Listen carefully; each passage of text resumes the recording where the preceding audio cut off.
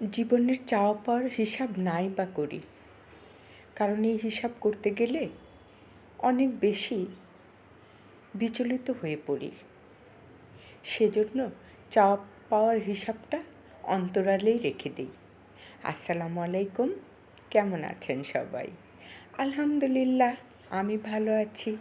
এই তো আবারও চলে আসলাম আপনাদের সঙ্গে একটু গল্পগুজব করার জন্য।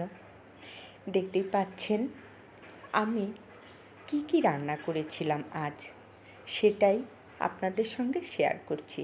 প্রথমেই দেখতে পেয়েছেন হাতে মেখে খিচুড়ি বসিয়ে দিয়েছিলাম আজ সকালে, সেটা দিয়ে নাস্তা সেরে নিয়েছি।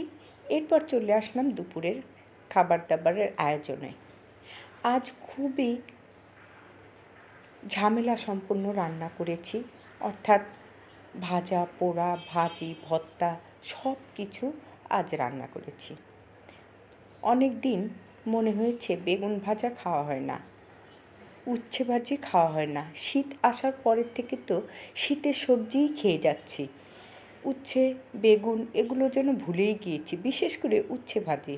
কয়েকদিন ধরে উচ্ছে ভাজি খুব খেতে মন চাইছে, তা আজ মনে করলাম সুন্দর করে উচ্ছেটা ভাজি করে নেব। এই তো দেখেন কি সুন্দর করে ভাজি করেছি।